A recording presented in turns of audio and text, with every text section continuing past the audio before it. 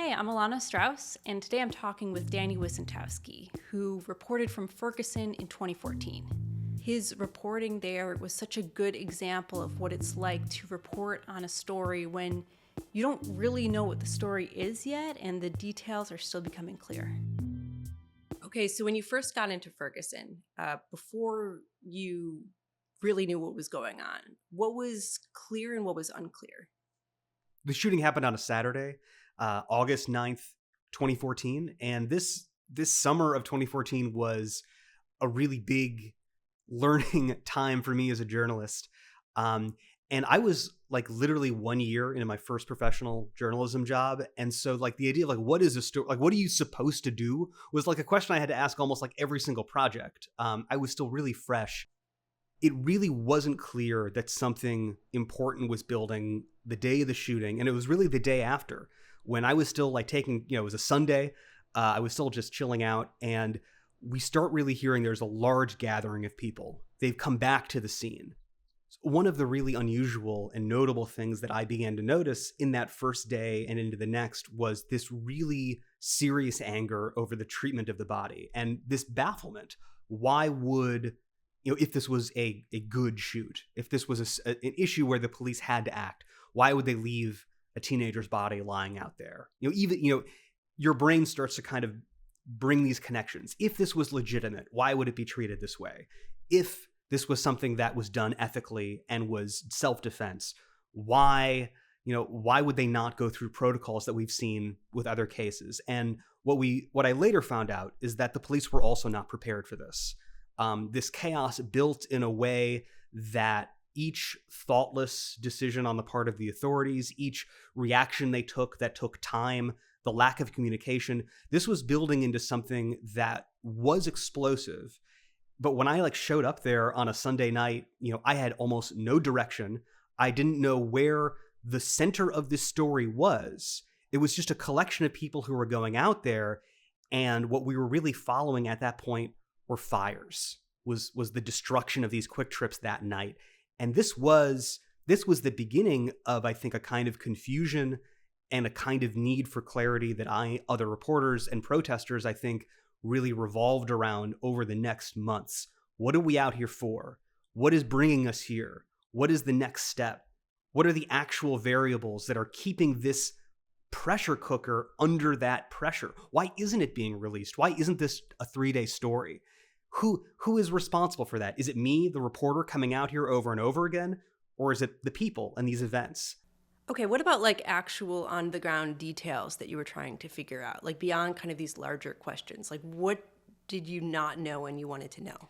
The first things that were really unusual, and I think clear that this situation was developing differently, was that the different area police departments sent out their armored vehicles. They sent out their tactical troops. They were dressed like military folks, with their different kind of gear, with their extra ammunition on them, with long rifles, with a sniper, with what we'd come to know, with the vehicle we'd come to know as sort of the Bearcat, this big sort of armored personnel carrier. This was really unusual. This is not stuff that you see normally covering crime stories, shootings. Very rarely you get a SWAT team, a barricaded suspect situation in their home and you see sort of a scene develop. But this was, chaos made manifest in a way because you saw so many different police officers guarding different intersections with different officers of different departments holding different weapons. These Bearcats and armored, personnel carriers were driving all over this area, and it became clear that the police didn't really know what the threat level was, or even why they were identifying different things as a threat. So my first night out there, I took my notebook, I took my recorder. I had not really been to Ferguson all that much. I had had a bit of familiarity with North County, with some of those municipalities. I was still really new. This was still my reporting, getting to know you experience. But what I really remember about that first night, was the tear gas canisters, and was the effort by the police and by these different departments to move groups of people out of intersections, to pursue reports of vandalism or looting, but what you really started to feel is this almost warlike situation where you have the community of people realizing we're getting pushed back, we're being invaded, we're being arrested, and these forces of the police, of their SWAT teams, they're not really targeting danger. And the thing that always comes back to my mind is that I was trying to take a photo of one of these personnel carriers, and they started throwing tear gas canisters at us, and one of them just lands right next to the grass next to me and doesn't go off. And it was a dud. And I just like look at this thing. I don't have a mask. I am not prepared. I don't even really know how to use the camera that I have very well. If anyone is listening and you need to take photos at night, the ISO setting is the thing you need to press to determine how much light your camera. I needed a Reuters photographer who was wearing a flak jacket and a helmet to tell me like how to use a camera that I had mostly been taking pictures of food for the RFT's like food section. So these were so many different things happening. And that night I realized, I need to be prepared for chaos, and I need to be prepared for the apparent authorities to be just as lost or even more so than I am. How did you start to notice that this was not just going to be a local story, but this was starting to get national attention? It's so hard to pin that moment down because, that Sunday when the Quick Trips burned, the images that the Post-Dispatch produced, especially of the images of people who were looting, the scene of both protesters and this this actively burning gas station, it really, I think it created the kind of image that tells a story on its own. And in some ways, like those images and those videos created an enormous amount of content. And I think it also created two, I think, coexisting narratives for people, for audiences, let's say. You could watch this and say, another young black man has been killed carelessly and without real justification, and there was real action now, and this is, something similar to what happened to Trayvon. If you were activated about Trayvon Martin and like this notion of what is it like to be a young black man who is existing in this society that casts him in a role before understanding who he is and what he wants before, and we have to learn about him when he's dead. Or do you see these images as the burning of democratic cities, the evolution of liberal policies or of soft on crime? And there was a really powerful kind of spiral of these two narratives that would compete against each other. And so you had reporters who were going out there who were doing stories about the destruction of businesses and how this was an example of sort of a failure of these social policies. And then you had folks who were going out there talking to neighbors and residents and trying to understand what is it really like to live here, what has been going on here for decades that has become so normalized that we don't realize that it's pressing these people into poverty, that it means that they might have a very difficult job maintaining jobs and homes and the things that actually can raise a community, that can produce better change over time. And I think when I started seeing that, like this sort of Rorschach test, it reaches that point of endless content. I think that some like big news stations, they could have reporters out there every day. And the people who were tuning into it weren't just looking at, what happened in this protest. What is the status of the police investigation? They were following the storyline. Is Ferguson a villainous, bad thing that we should be afraid of, and that, a politician is going to spread to our other cities if we don't do something to stop it? Or is this, a kind of vanguard of actual social change, an actual civil rights movement that reckons with the things that were left behind decades ago, that actually advances America and the promise that it made to correct these terrible inequalities?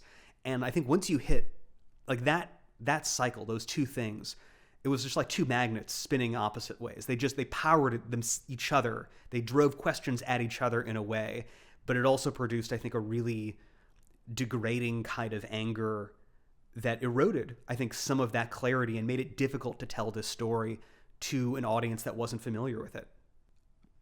Okay, so as you're seeing all that develop, like as you're seeing all these different like national media outlets start to use this perhaps cynically for their own narratives, how does that affect your reporting? I think my first real story I think from that first night I was there was like all the other nights, I had no direction. I didn't really have anybody I was specifically meeting. I was looking at Reddit. I was looking at Twitter for where the activity and where the police were happening. And I and a colleague stumbled on a gun store where the various owners and people, they'd heard about the burning Quick Trip, they'd heard about the unrest. This might have been I think this was my first day out there, and they were hanging out outside their gun store, completely strapped with their bulletproof vests and their own rifles, and they were worried about looters. And it was a legitimate worry because the laundromat next door had been completely smashed. And so I got there, I took photos of this smashed laundromat and glass on the floor, and the owners are cleaning it up. And next door, it's a gun shop where these guys are like, they're not going to, come over here. And I think those kinds of stories, that first story I put out, I think was one of the most read stories I ever did in Ferguson. And I think because it was picked up by a lot of the folks who saw Ferguson as let's say from a conservative perspective, these were, there's the breaking of the social safety nets. We have strong Americans using their Second Amendment rights to protect their private property. And like that was true in a way. Like that was an example of the story. Like I taught, like these people were not, again, this is, a day, it's hard to almost imagine a time where people hadn't already been talking about Black Lives Matter or where like all of these cultural references were baked in. This was something very new. And these folks were just, very practically concerned about their safety. They didn't really have a lot of opinions about Michael Brown. They were really catching up. And it was a story that to me felt like a real slice of life and something that was very accurate to just how these chaotic situations play out. But that story got hundreds and hundreds of thousands of views and was republished and essentially copied and stolen by other outlets that added their own headlines and that folded that into this great cultural division that I think we're still living in. And that really showed me a great deal about the responsibility I had to what slices of life are part of my reporting. Do I have to think about how they're going to be used in this way, even if they're absolutely true? Is there additional context I need to have? Are there certain stories and moments I need to wait on?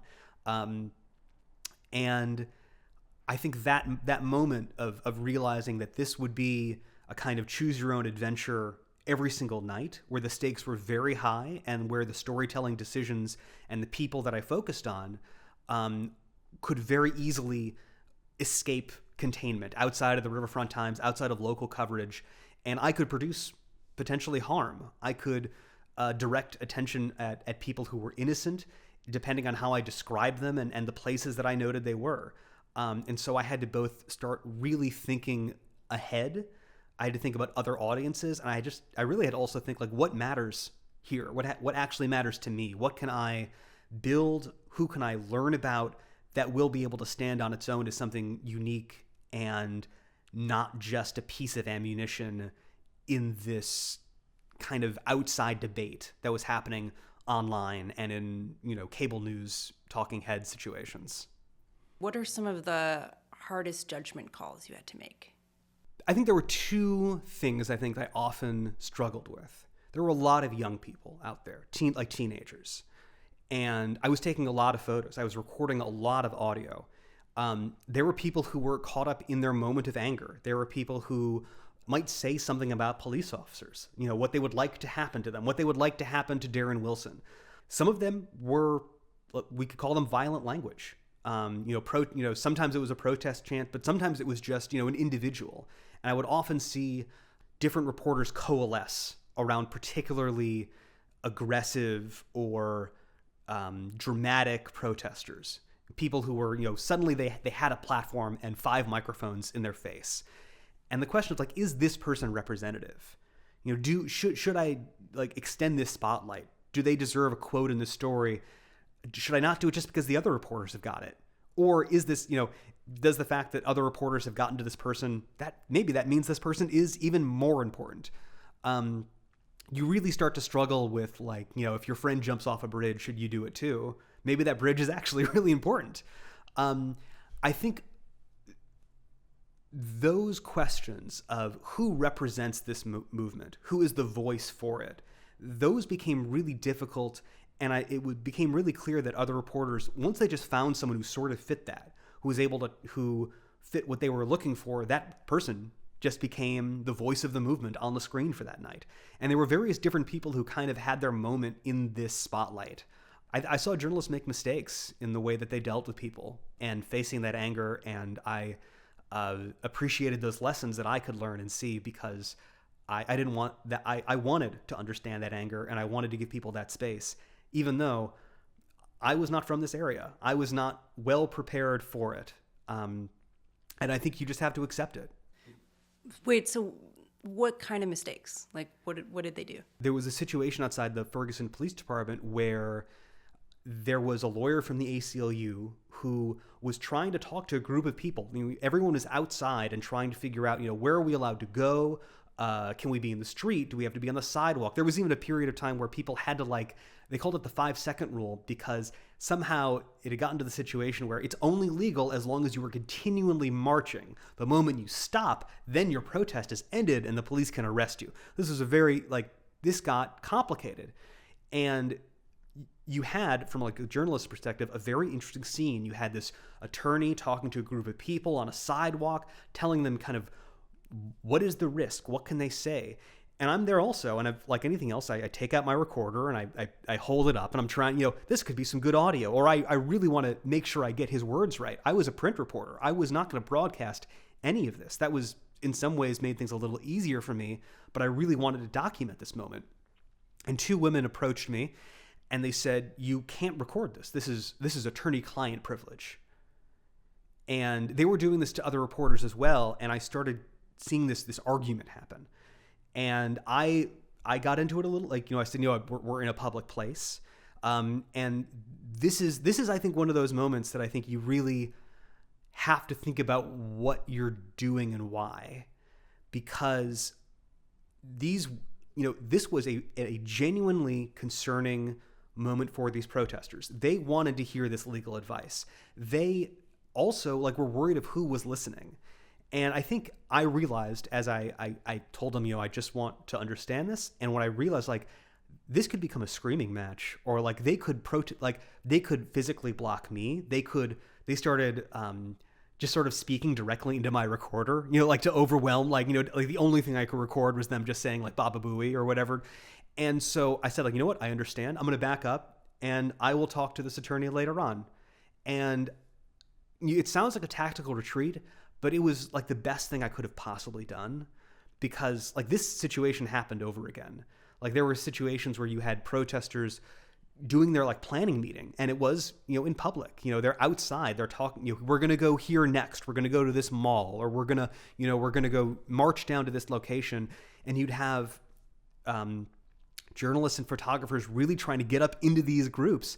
And you had protesters saying, no, and you had these absolutely frustrating arguments, because these reporters were trying to say, oh, we're legally allowed to, but these protesters, they were taking the street. They were willing to deny this space. And you could have that argument. You could tell them about the First Amendment. You could say yes, I can record you, but you were, who is really being aggressive in that point? Who's losing out? And I saw reporters, lose possible relationships with protesters and a better understanding of what was going to happen. And a lot of times the protesters were going to let us know anyway. If we just hung around there, just watch, but this need for this immediate response. And it was disheartening, and it taught me a lot. And I think it really helped me build some of these sources, and to do this in a better way that wasn't just extractive and wasn't just demanding, that I think other photographers and reporters wanted. What would you rather have, that immediate soundbite, or that single photo, or do you want to get that person's name and number? Right. Do you want to be able to talk with them later? And that became such a boon for me, because these different protesters, some of them became organizers, some of them became involved in other things. They would send me photos. You can't be everywhere. You can't get every side. I was out there for weeks. I saw a great number of incidents, but a lot of important stuff. It just happened when you weren't there. If you were on one side of town, other things could happen. And there were situations, the one that I think a lot about is Mokabee's. It's a coffee place not too far from here on South Grand. And there was an incident where a number of protesters had gone into that building during a protest, and the police deployed tear gas around the cafe. And it had done it in such a way where it actually filled this building with tear gas.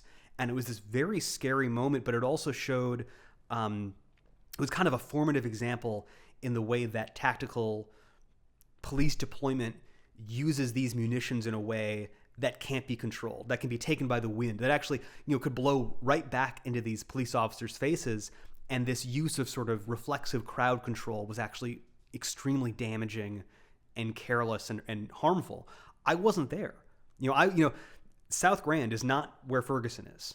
And so that was a case where I had to, I had different sources who I had already met. I needed people to send me the videos that they had taken. I needed to talk to multiple people. When was the tear gas deployed? When, how did you get inside? What was the protest situation before? You got to talk to 4 or 5 people and start getting a sense of, what can I actually know? What things are a little unclear? People can tell you something honestly that they experienced and get just the A and B are mixed up. What happened first? Who was outside?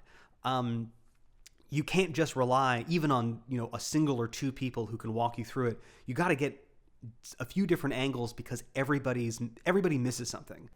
When you look back on all of that, what details stand out to you now that you now realize are super important that at the time you didn't notice so much? The thing that I recently explored a lot was the way that Ferguson was sort of a crucible for live streaming and citizen journalism. This was a point where the technology of portable video recorders and audio, connecting those to the internet in the moment, that actually became doable. And I sort of got to witness a lot of that really up close. And part of it was because I was relying on these live streams to know where to go almost on any given day. These Twitter accounts or Reddit threads, they were in a lot of ways the actual story editors for a great deal of people. And it made the stories better because they were protesters. They were actually out there. And a lot of times this footage, because it was live streamed, it was the footage of them getting arrested. It was footage that otherwise could have easily been lost or destroyed. And it was faster than anybody. It was, literally on the ground before it was massaged into a headline. It was things that came out that you didn't really know if they were critical or not. That level of documentation and exposing people to what it looks like, for instance, when police tear gas a group of people or do a mass arrest. These were experiences I don't think anybody could ever really capture before until Ferguson and the way that those were presented. I almost felt a little guilty. I was getting so many stories. It was literally my first check, in the morning or where I was going. And so in a way, I felt a lot of pressure to, always, add my own reporting or, get there and then, I felt... What's the word? Maybe not guilty, but I felt like I wasn't crediting my colleagues in a way, and so I would always try to do that.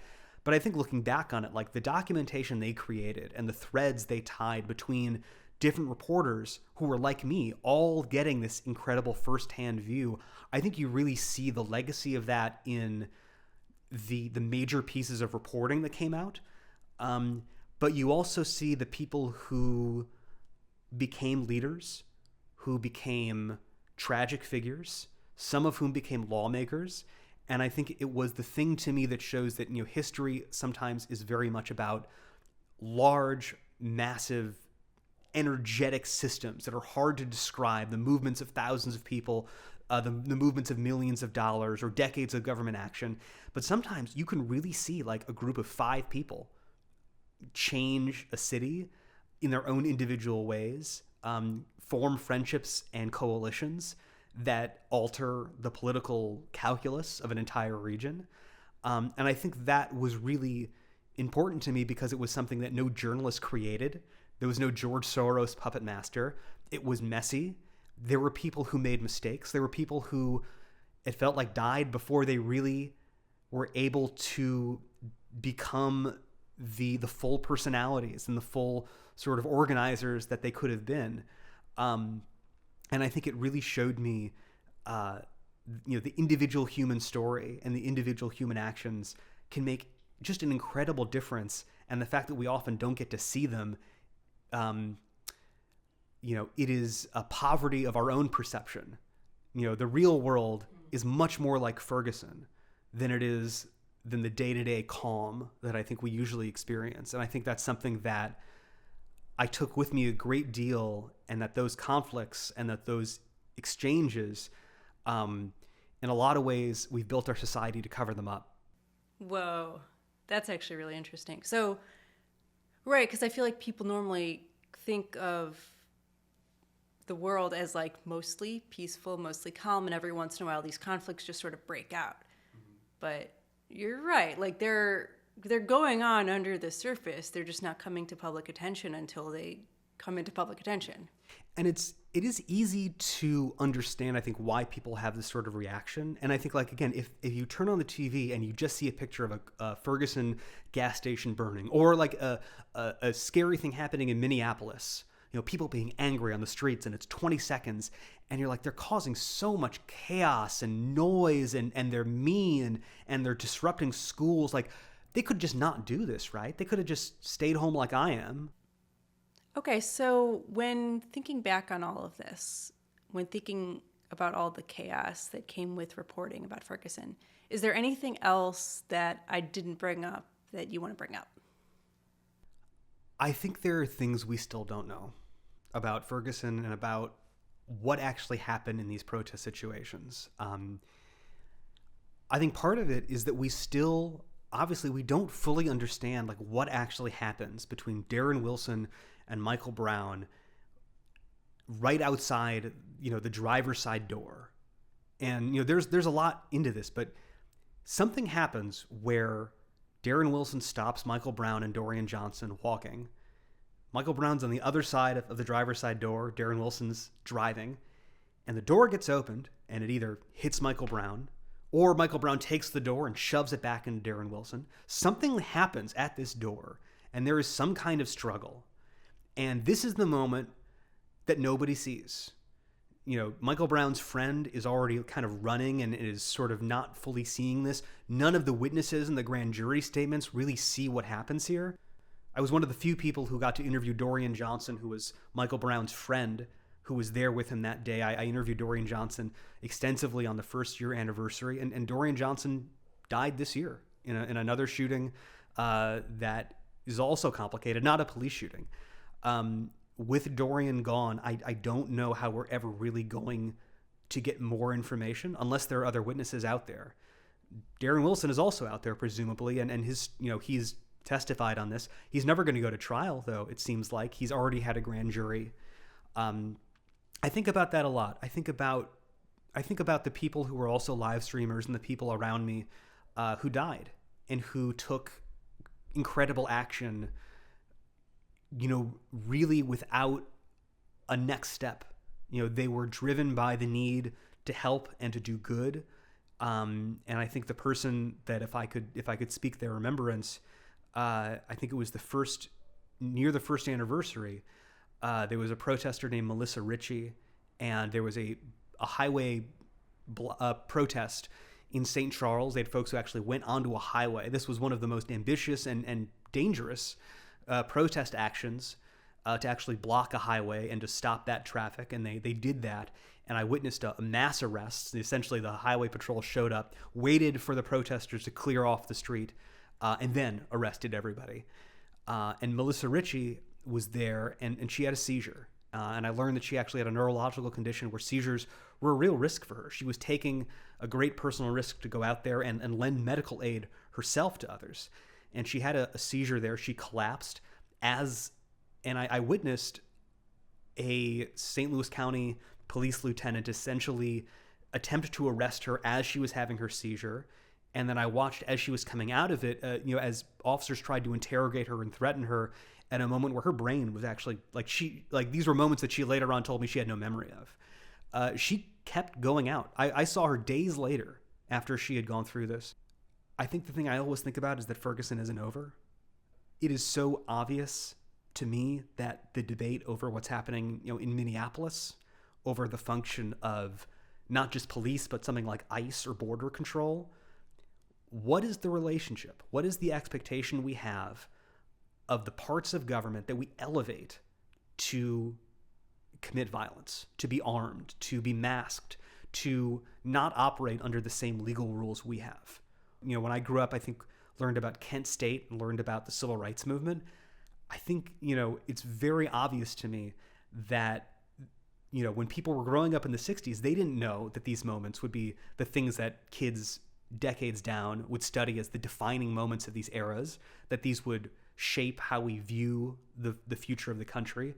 And I believe that is what Ferguson is, to our era now. And it's going to be that lighthouse that historians and the other generations look back and see, was this something that